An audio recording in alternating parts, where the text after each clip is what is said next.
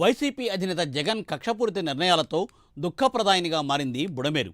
2014 October 9న 464 కోట్లతో Budameru ఆధునీకరణకు GO number 638 విడుదల చేశారు అప్పటి చంద్రబాబు సర్కార్. బుడమేరు పనులు జరుగుతూ ఉండగా 2020లో బుడమేరు పనులను ఆపేస్తూ జీవో నెంబర్ 365 విడుదల చేపాడు సమీపంలో 34 కిలోమీటర్ల నుండి 51 కిలోమీటర్ల మధ్య మొత్తం 4 పనులు నిలిపివేశారు.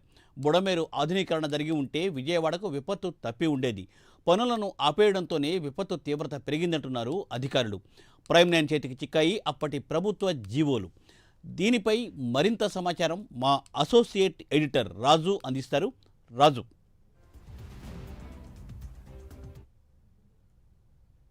రైట్ మూర్తి, మొత్తం మీద ఏదైతే ప్రస్తుతానికి బెజవాడ దుఃఖదాయనిగా మారినటువంటి బుడమేరుకి సంబంధించి అటు వైఎస్ఆర్ కాంగ్రెస్ పార్టీ అలాగే తెలుగుదేశం పార్టీ మధ్య మాటల యుద్ధం జరుగుతోంది. ఈ బుడమేరు పాపం ఎవరిది అనే దాని మీద ఎవరికి వారు తమ ఎదుటి వారి మీద నిందలు వేస్తూ ఉన్నటువంటి సిచ్యువేషన్ మనం చూస్తున్నాం. అయితే బుడమేరుకు సంబంధించి గత ప్రభుత్వం ఏ విధంగా చర్యలు తీసుకునింది, ఇప్పుడున్నటువంటి తెలుగుదేశం ప్రభుత్వం గతంలో అధికారంలో ఉన్నటువంటి సందర్భంలో ఏ విధమైనటువంటి చర్యలు తీసుకుంది అనే దాని మీద కొన్ని సాక్ష్యాధారాలను ప్రైమ్ 9 న్యూస్ సేకరించినటువంటి పరిస్థితి.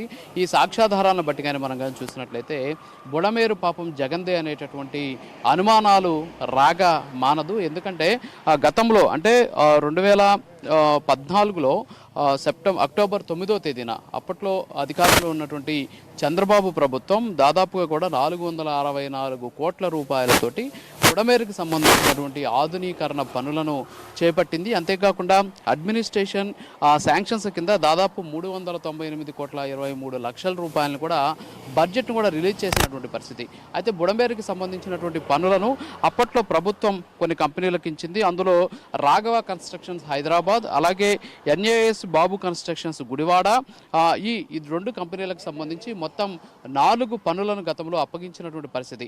అయితే ఆ పనులు జరుగుతూ ఉన్నటువంటి నేపథ్యంలో ఎస్పెషల్లీ ఏదైతే ఈ బుడమేరుకి సంబంధించినటువంటి ఆధునీకరణ పనులు జరుగుతూ ఉన్నటువంటి నేపథ్యంలో ఆ పనులు ఏవైతే ఉన్నాయో వాటికి సంబంధించి ఆ తర్వాత అధికారంలోకి వచ్చినటువంటి జగన్మోహన్ రెడ్డి ప్రభుత్వం వాటిని ఆపేస్తూ కూడా చర్యలు తీసుకుంది. ఇందుకోసము అధికారంలోకి వచ్చినటువంటి ఏడాదికి అంటే జూలై 8వ తేదీ 2020లో జగన్మోహన్ రెడ్డి ప్రభుత్వం జియో నెంబర్ 365ను విడుదల చేసింది. జియో నెంబర్ 365 ప్రకారం రాష్ట్ర వ్యాప్తంగా ఉన్నటువంటి దాదాపు 198 ఇరిగేషన్ వర్క్స్ ఏవైతే నడుస్తూ ఉన్నాయో, గతంలో టీడీపీ ప్రభుత్వం అంతకుముందు ఇచ్చినటువంటి వర్క్స్ ఏవైతే ఉన్నాయో ఆ వర్కులన్నింటినీ కూడా ఆపేస్తూ నిర్ణయం కూడా తీసుకున్నటువంటి పరిస్థితి. ఇందులో నార్త్ కోస్ట్కి సంబంధించినటువంటి వర్కులు ఒక 12, అలాగే గోదావరి డెల్టాకి సంబంధించినటువంటి పనులు, అలాగే పోలవరంకి సంబంధించినటువంటి ఇరిగేషన్ ప్రాజెక్టు పనులతో పాటు కృష్ణా డెల్టా సిస్టము, అలాగే ఒంగోలు ఎన్టీఆర్ తెలుగంగా ప్రాజెక్టు సంబంధించి తిరుపతి, అలాగే కర్నూలు, కడప, అలాగే మైనర్ ఇరిగేషన్ అనంతపురం. సో దీనికి సంబంధించి మొత్తం 10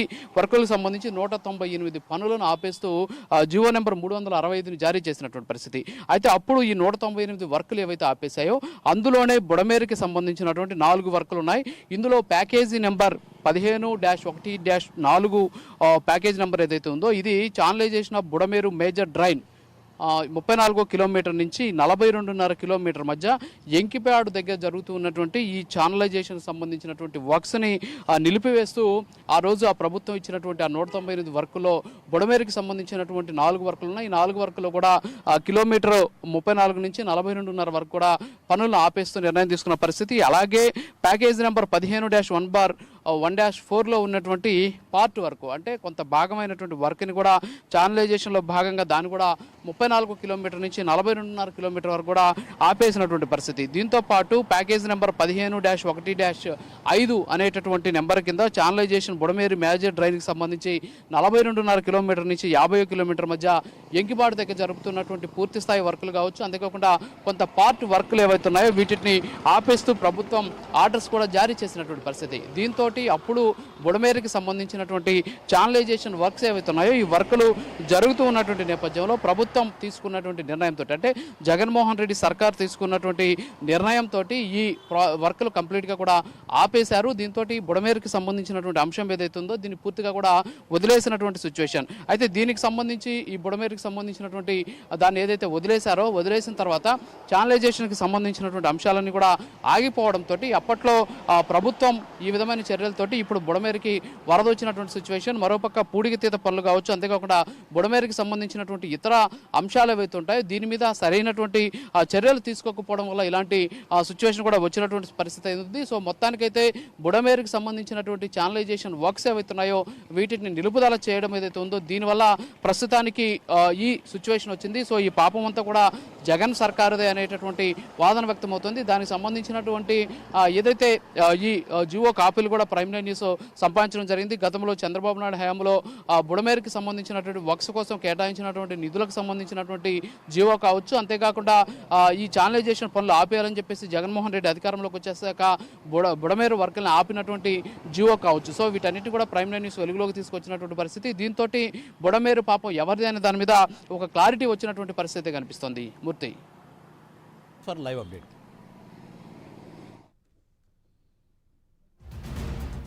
thank you Raju. Thanks for live update please.